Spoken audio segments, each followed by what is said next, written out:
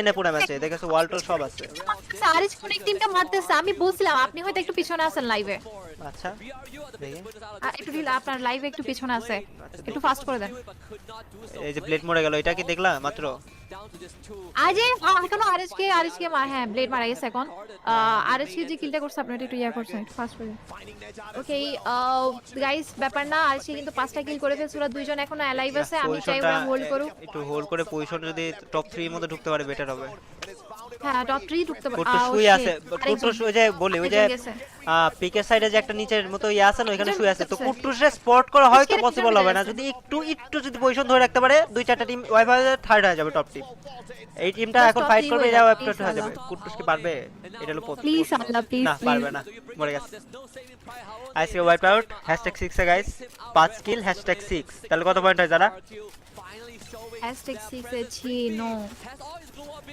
ছয় কত পয়েন্ট? তো গাইস ওকে যা যা না দেখতেছো ওরা সবাই লাইকটা করে দিও, যা যা নন ফলোয়ার আছো দেখো, সরি নন সাবস্ক্রাইবার সাবস্ক্রাইবটা নতুন করে হলে দিও। সাবস্ক্রাইব। সারেশকে কিন্তু টপ 6 এন্ড কিল না না পজিশন ওদের ফাইটটা ভালো ভালোই আছে, করছিল প্রথমে বুঝছো, টপ ফাইটটা কিন্তু সবারই কিল আছে, সবারই কিল আছে, সবারই কিল আছে এখানে।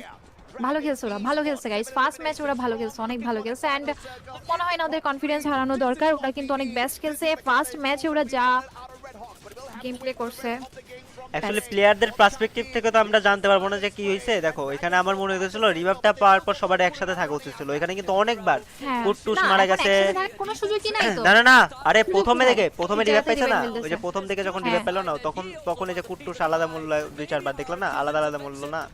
তো আমি ওইটাই বলতেছিলাম যে ওইখানে কিসের করলো। এখন প্লেয়ারদের পার্সপেক্টিভ তো আমরা জানি না, এটা আমরা জাস্ট দেখতেছি।